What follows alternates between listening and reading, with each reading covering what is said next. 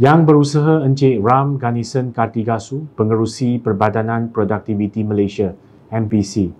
Yang berbahagia Dato' Abdul Latif bin Haji Abu Seman, Ketua Pengarah Perbadanan Produktiviti Malaysia, ahli-ahli Lembaga Pengarah MPC, Ketua-Ketua Jabatan serta Wakil Organisasi, para peserta ARISE 2021, rakan-rakan media, tuan-tuan dan puan-puan yang dihormati sekalian. Pertama sekali, saya ingin mengucapkan ribuan terima kasih kepada semua yang hadir dan berasa bangga kerana dapat bersama-sama pada majlis penyampaian anugerah Annual Productivity and Innovation Showcase ataupun singkatannya ARISE 2021, anjuran MPC pada hari ini. Penganjuran ARISE ini merupakan satu inisiatif yang bertujuan untuk mempamerkan penambahbaikan produktiviti dan kualiti di peringkat organisasi melalui pembudayaan, kreativiti dan inovasi. Ini bermula dari cetusan idea-idea dalam kalangan warga kerja yang produktif. Tahniah kepada semua yang terlibat. Para hadirin sekalian, Rancangan Malaysia ke-12 atau singkatannya RMK-12 menetapkan asas bagi merealisasikan semangat keluarga Malaysia yang bermaksud kebersamaan, tiada yang terkecuali dan kesemuanya diagihkan mengikut kadar dan keperluan mereka secara adil. Ia memfokuskan ke arah memacu ekonomi keluarga Malaysia yang makmur dan mampan. RMK-12 juga menggariskan tindak balas dasar yang menyeluruh dalam mengharungi situasi yang mencabar akibat pandemik COVID-19 melalui pelaksanaan projek penambahbaikan produktiviti dan inovasi. Semangat kebersamaan sebagai satu pasukan terus dipupuk dalam organisasi. Pendedahan yang diberikan melalui Convention ARISE ini dapat membantu organisasi membangunkan bakat dan seterusnya akan memupuk semangat kerjasama dan kecemerlangan sebagai satu pasukan selaras dengan pelaksanaan Malaysia Productivity Blueprint. Para hadirin sekalian, prospek pertumbuhan ekonomi Malaysia dalam RMK-12 menganggarkan KDNK dijangka berkembang sebanyak 4.5% hingga 5.5% setahun. Ini akan meningkatkan pendapatan negara kasar PNK per kapita daripada ringgit Malaysia RM42,503 pada tahun 2020 kepada ringgit Malaysia RM57,882 pada tahun 2025. Justru itu, sektor swasta akan terus menjadi pemacu utama pertumbuhan ekonomi dan produktiviti. Usaha untuk mengembalikan semula momentum pertumbuhan produktiviti diteruskan dalam RMK-12 dengan sumbangan produktiviti pelbagai faktor. Multi-factor productivity dijangka menyumbang sebanyak 40.4% kepada pertumbuhan KDNK dengan sasaran pertumbuhan produktiviti buruh sebanyak 3.6% setahun.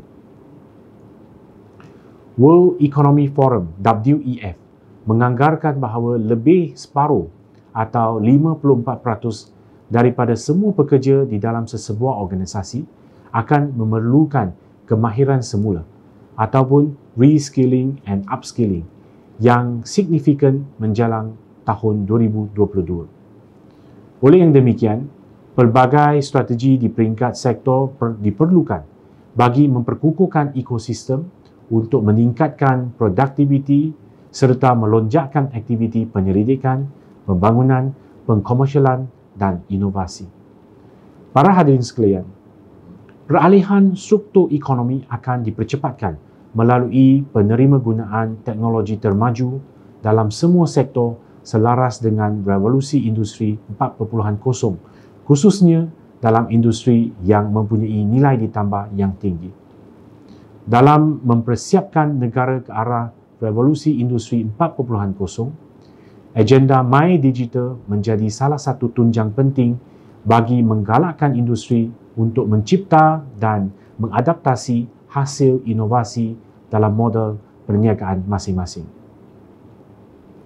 Perkembangan pesat dalam teknologi digital masa kini turut mempengaruhi usaha-usaha inovasi dan kreativiti ke arah peningkatan daya saing negara dalam mencapai negara maju berpendapatan tinggi. Berpandukan laporan dari World Competitiveness Yearbook 2021 atau singkatannya WCY 2021 yang diterbitkan oleh Institute for Management Development IMD menunjukkan kedudukan Malaysia telah meningkat ke tangga 28 berbanding di tangga ke-30 pada tahun 2020 bagi indikator kemahiran digital atau teknologi sedia ada. Oleh yang demikian, bagi menggalakkan penerima gunaan teknologi, sesebuah organisasi perlu mempertimbangkan penggunaan digital secara holistik dengan menumpukan kepada pembangunan tenaga mahir, merancangkan program latihan semula dan merapatkan jurang bakat serta kemahiran pekerja tempatan sedia ada. Para hadirin sekalian, matlamat RMK12 bagi melonjakkan pertumbuhan produktiviti dapat dicapai melalui aktiviti yang mempunyai nilai ditambah yang tinggi serta menambah baik proses pengeluaran dan operasi. Convention Arise berupaya memperkukuhkan kolaborasi dan mendapat sokongan dari sektor awam dan swasta bagi mencapai matlamat ini. Projek penambahbaikan produktiviti dan inovasi telah terbukti dapat memberikan impak dan perubahan besar kepada sesebuah organisasi. Sehubungan dengan itu, Kementerian Perdagangan Antarabangsa dan Industri MITI amat menggalakkan program seperti ini dilaksanakan dengan skala yang lebih besar.